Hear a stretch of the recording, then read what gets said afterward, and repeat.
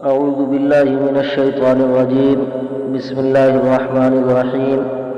ليس البر أن تولوا وجوهكم قبل المشرق والمغرب ولكن البر من آمن بالله واليوم الآخر والملائكة والكتاب والنبيين. نیکی یہ نہیں ہے کہ تم اپنے رخ کو مشرق کی سمت یا مغرب کی سمت پھیر لو، لیکن نیکی یہ ہے کہ جو شخص ایمان لائے اللہ پر اور آخرت کے دن پر اور فرشتوں پر اور کتابوں پر اور نبیوں پر. یہ اس آیت کو ابواب البر کے عنوان سے یاد کیا جاتا ہے، اور اس میں اعتقاد، ایمانیات، معاشرت، معاملات، بہت ساری چیزوں کے متعلق مختصر رہنمائی دی گئی ہے. اس لیے اس آیت کو ابواب البر کے عنوان سے یاد کیا جاتا ہے. سب سے پہلی چیز ایمانیات کو ذکر کر رہے ہیں. ایمان مجمل جو بچوں کو یاد کرایا جاتا تھا شروع زمانے میں کہ اختصار کے ساتھ، اجمال کے ساتھ کتنی چیزوں پر ایمان لانا ہے ایمان کامل ہو جائے، تو وہ ایمان مجمل ہی کا تعارف ایک طرح سے سمجھیے کرایا جا رہا ہے کہ سب سے پہلی چیز ایمان باللہ اور ایمان بالیوم الآخر، آخرت کے دن پر ایمان. اور اس ایمان باللہ اور آخرت کے دن پر ایمان لانے میں جو واسطہ بنے اللہ اور بندے کے درمیان، وہ واسطہ معتبر ہوگا جس واسطہ کو نبی کریم صلی اللہ علیہ وسلم تک پہنچایا گیا، یعنی نبی کریم صلی اللہ علیہ وسلم کا واسطہ ہی بیچ میں معتبر ہوگا امت محمدیہ کے لیے. اب ان پر ایمان لانے کے عقائد اور کلامی بحثوں سے قطع نظر اور اس کی تفصیل سے بھی قطع نظر، سب سے اہم چیز جس کا ذکر ہے کہ ایمان باللہ. ہر ایک کی تفصیل سے قطع نظر کہ ایمان باللہ اور ایمان بالیوم الآخر اور فرشتوں پر بس اختصار کے ساتھ اتنا کہ فرشتوں پر، یعنی فرشتے نوری مخلوق ہے اللہ رب العزت کی، اسی طرح سے جن کتابوں کو اللہ نے نازل کیا ہم ان سب پر ایمان لاتے ہیں، اور نبیوں پر بغیر کسی تفریق کے کہ یہ افضل ہے اور یہ فلاں افضل ہے فلاں، ان ساری تفصیلات سے قطع نظر اللہ رب العزت نے جتنے انبیاء کو بھیجا اور جتنے انبیاء کی خبر دی اپنے کتاب کے اندر، ان سب پر ہمارا ایمان. لا نفرق بین احد منهم.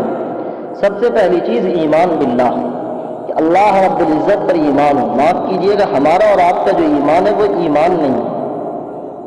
چند چیزوں کے اعتقاد ہم رکھتے ہیں، چند چیزیں ہیں جن کو ہم مانتے ہیں، لیکن ایمان کی اصل حقیقت وہ یہ ہے کہ انسان کے دل میں اتر جائے اور انسان کو پریشان اور بے چین کر دے. اضطراب کی وہ کیفیت جو صحابہ کرام رضوان اللہ تعالی علیہم اجمعین کے دلوں میں تھی، ایمان کی جو حقیقی صفت تھی جو صحابہ کرام رضوان اللہ تعالی علیہم اجمعین کے دلوں میں اتری تھی، اس سے ہمارا قلب یکسر خالی ہے. قرآن ہی میں کہا گیا قالت الاعراب آمنا قل لم تؤمنوا. اے نبی، یہ دیہاتی قسم کے لوگ کہہ رہے ہیں آمنا، قل لم تؤمنوا، آپ ان سے کہیے لم تؤمنوا، ایمان نہیں لائے، ولیکن قولوا اسلمنا. اس کی اجازت ہے کہ اسلمنا کہہ سکتے ہو، آمنا نہ کہو. ولما يدخل الايمان في قلوبكم، ایمان تمہارے دلوں میں اب تک داخل نہیں ہوا. ایمان کی حقیقت یہ نہیں کہ صرف زبان سے اقرار کر لیا جائے، بلکہ ایمان کی حقیقت یہ ہے کہ وہ دلوں تک اترے، دلوں تک پہنچے. یہ ہے ایمان کی حقیقت. ولما يدخل الايمان في قلوبكم، یہ ان بدوؤں سے، ان دیہاتیوں سے کہا جا رہا ہے، تو پتہ یہ چلا کہ ایمان وہ ہے جو دلوں تک اترے. ایک حدیث میں کہا گیا من ایمان ہے، اللہ کے رسول ایمان کیا، تو اللہ کے رسول صلی اللہ علیہ وسلم نے جواب دیا کہ اذا سرتک حسنتک واذا ساءتک سیئتک، کہ جب تمہارے دل میں تم نیکی کرو تو نیکی کا احساس پیدا ہو، بدی کرو تو برائی کا احساس ہو. یہ احساس اور فیلنگ جسے آپ کہہ سکتے شعوری طور پر اللہ رب العزت ہمارا جو ایمان ہے وہ موروثی ہے. اسی وجہ سے ہمارا ایمان جامد ہے. ہمارا ایمان اتنا کمزور ہے کہ جو ہمیں اپنے بستر سے اٹھا کر مسجد تک نہیں لے آ سکتے. صحابہ کرام رضوان اللہ تعالی علیہم اجمعین کا ایمان کیسا تھا؟ ان کے ایمان کی وجہ سے ان کا دل ہر وقت اللہ رب العزت کی جانب متوجہ رہتا تھا. خود قرآن میں صحابہ کے بارے میں گواہی دی رجال لا تلہیہم تجارۃ ولا بیع عن ذکر اللہ. ایسے لوگ ہیں کہ یہ لمحہ بھر کے لیے ان کا دل اللہ رب العزت کی جانب سے غافل نہیں ہوتا.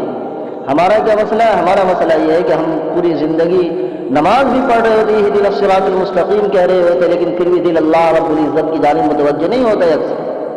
اس کی وجہ یہ ہے کہ صحابہ کرام رضوان اللہ تعالی علیہم اجمعین نے ایمان پر محنت کی تھی.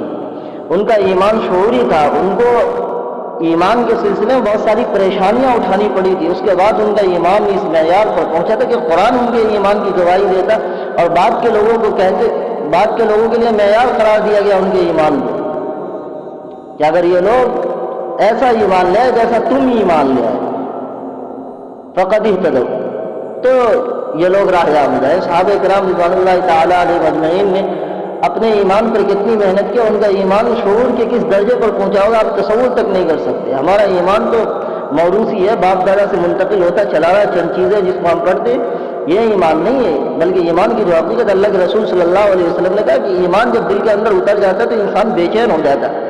انسان جب نیکی کرتا تو اسے اس کا بھی احساس ہوتا ہے کہ ہم نیکی کر رہے، بدی کر رہا ہوتا ہے، اسے پتہ ہوتا ہے کہ ہم غلط کر رہے ہوتے۔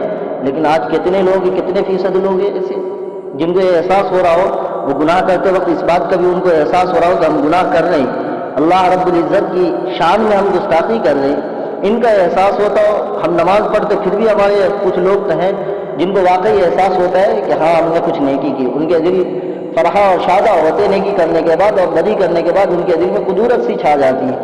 یہ ہے اصل ایمان کی نشانی کے شعور، احساس کے ساتھ، احساس کی اس صفت کے ساتھ جو صحابہ کرام رضوان اللہ تعالیٰ علیہ اجمعین کو تھی کہ اگر ان سے ذرا سی بھی لغزش ہو جاتی تھی تو بے چین ہو جایا کرتے تھے، فوراً نبی کریم صلی اللہ علیہ وسلم کی خدمت میں حاضر ہو جایا کرتے تھے۔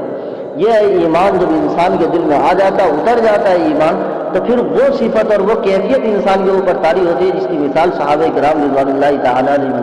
ہمارا ایمان اس معیار کا نہیں، ہمارا ایمان تو اتنا کمزور ہے جو ہمیں مسجد تک نہیں لے جاتا، ہمارا ایمان تو اتنا کمزور ہے جو نیکیوں پر نہیں لگا پاتا، نیکیوں پر آمادہ نہیں کر پاتا، ہمارا ایمان تو اتنا کمزور ہے، اتنا کمزور ہے کہ ہم دیکھتے ہیں کہ کھلے طور پر اللہ رب العزت کی شان میں گستاخی کی جا رہے، ہم خاموش کھڑے ہاتھ باندھ کے، کیوں؟ ہمارا ایمان ہمیں مجبور نہیں کرتا، ہمارا ایمان ہمیں اس بات پر آمادہ نہیں کرتا کہ اس ذات کی شان میں گستاخی کی جا رہی ہے، اس ذات کی خلاف ورزی کی جا رہی ہے جس نے اس پورے کائنات کو بنایا ہے۔